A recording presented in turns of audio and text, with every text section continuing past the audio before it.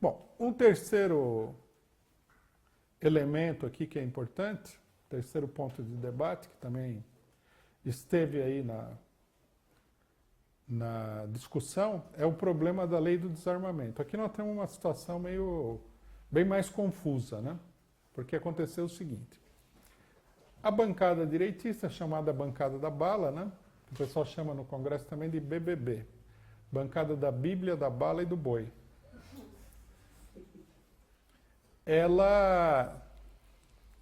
Um setor dela, não sei também qual é o nível de unanimidade e tal, apresentou uma proposta no sentido de revogar, pelo menos parcialmente, o Estatuto do Desarmamento. Permitir que a pessoa com 21 anos compre uma arma, que é normal, porque com 21 anos, segundo a Constituição, você entra num estado de direito pleno como cidadão. Então, você deveria ter direito a tudo, né? Permitiu que as pessoas tenham porte de arma, permitir que pessoas que estão sofrendo processo em juízo possam não apenas comprar como portar armas e uma série de outras coisas, facilitar a compra de armas, etc. e tal, o porte de arma e tudo mais. Aí a esquerda se levantou contra. Isso daí é uma coisa meio surrealista que a gente tem na política de hoje, né? Que é o seguinte: os direitistas,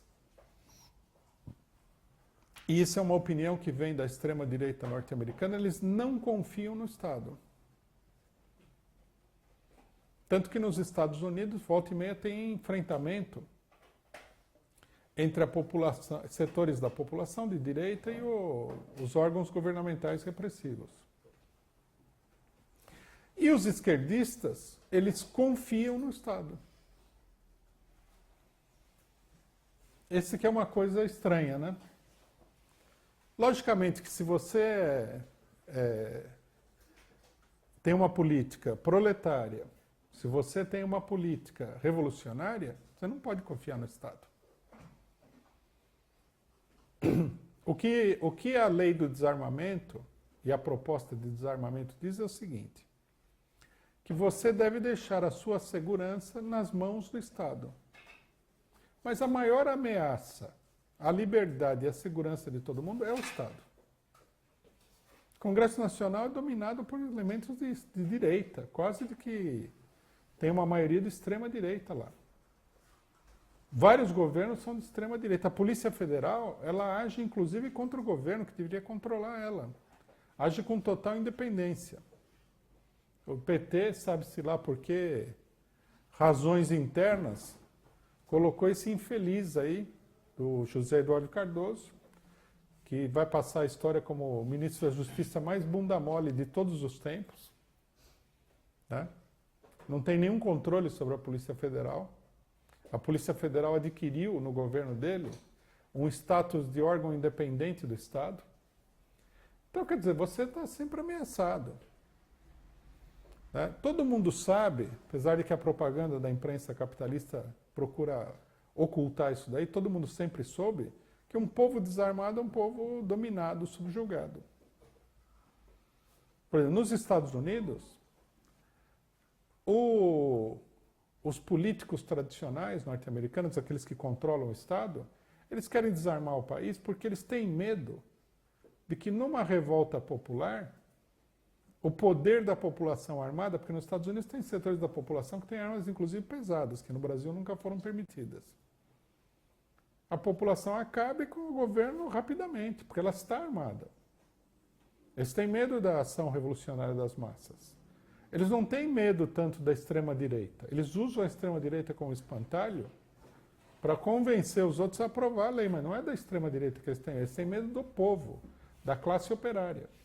E eles têm muita razão de ter medo, porque em várias oportunidades a situação ela começou a ficar revolucionária e os setores da população começaram a reagir de armas na mão. Foi o que aconteceu durante a luta pelos direitos civis dos negros norte-americanos, quando a Ku Klux Klan começou a barbarizar, atacar passeatas de estudantes secundaristas, etc. e tal, os pais né, que eram mais conservadores, mas que tinham participado da Guerra da Coreia e tudo mais, conseguiram lá armas pesadas, que nos Estados Unidos não é tão difícil de conseguir, e começaram a enfrentar a Ku Klux Klan.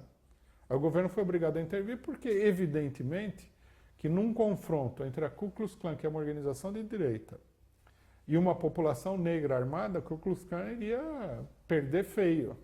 Ia ser um massacre da direita. Então o governo foi obrigado a intervir, colocar tropas, etc. e tal. Esse é o medo do Estado imperialista e é por isso que eles têm essa exigência também em relação a países como o nosso, coloniais, de suprimir, né, o direito da população de se armar.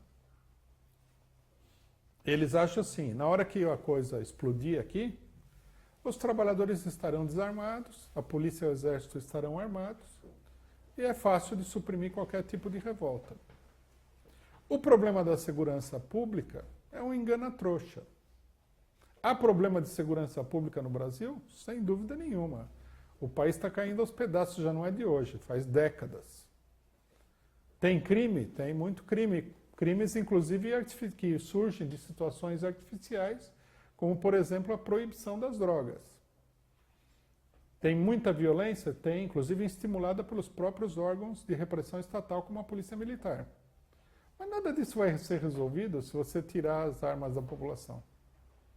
Primeiro porque uma coisa que todo mundo que sabe alguma coisa sabe, é assim, se você é um ladrão, um bandido, a coisa mais fácil que tem para você é conseguir uma arma. Uma vez uma pessoa, um policial, me disse o seguinte, que o bandido ele sai da cadeia, estava preso e tal, ele sai da cadeia, demora 15 minutos para ele conseguir uma arma. Que é lógico, né?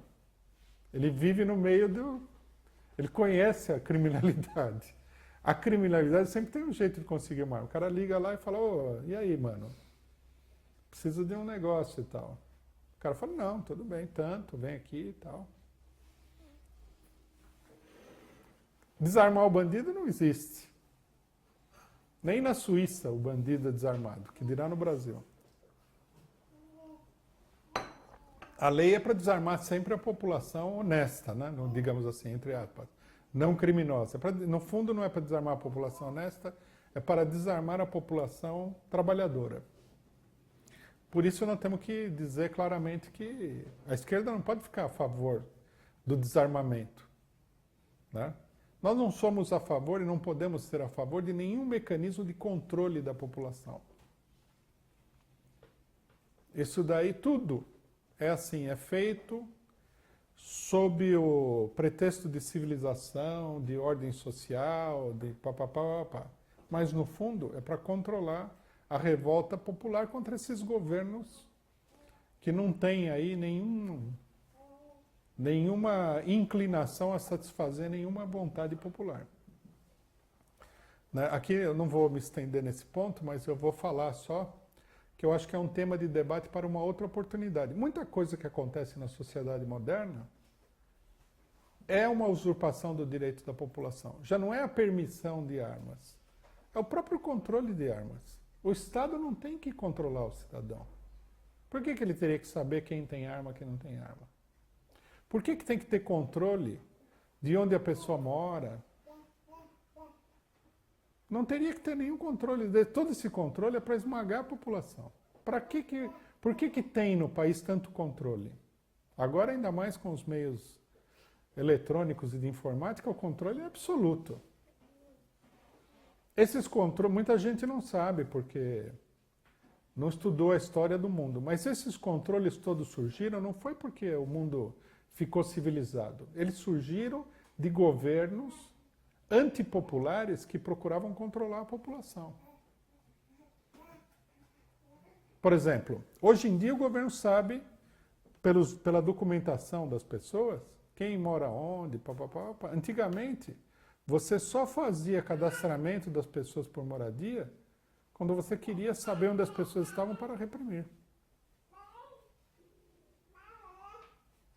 O controle de armas modernos, nós vamos escrever uma matéria sobre isso no nosso jornal, mais detalhada, o que existe hoje, mais aperfeiçoado e tal, foi estabelecido pela Alemanha nazista. Os nazistas estabeleceram um controle completo de armas e um desarmamento total da população. Só por isso daí dá para perceber qual é o sentido da coisa, né? Uma parte da esquerda, que é uma esquerda muito convencional, muito direitista, eles acham o seguinte, que a sociedade que nós vivemos é uma sociedade profundamente civilizada, democrática, humanitária. Então, não tem problema todo esse controle do Estado sobre o cidadão. Faz parte da vida social. Isso é tudo mentira. A sociedade não é nem um pouquinho civilizada. O Estado Nacional é um Estado de assassinos. Você veja quanto a polícia mata no Brasil inteiro, uma coisa extraordinária. É um Estado, né, carcerário. No Brasil, há quase 700 mil pessoas presas. Esse é outro dado também que estava nesse relatório. Sendo que o sistema carcerário brasileiro não chega a ter 500 mil vagas. Parece o milagre brasileiro, né? Colocar 700 mil pessoas em lugares que só cabem 500 mil. Não dá para dizer que o país não seja criativo, né?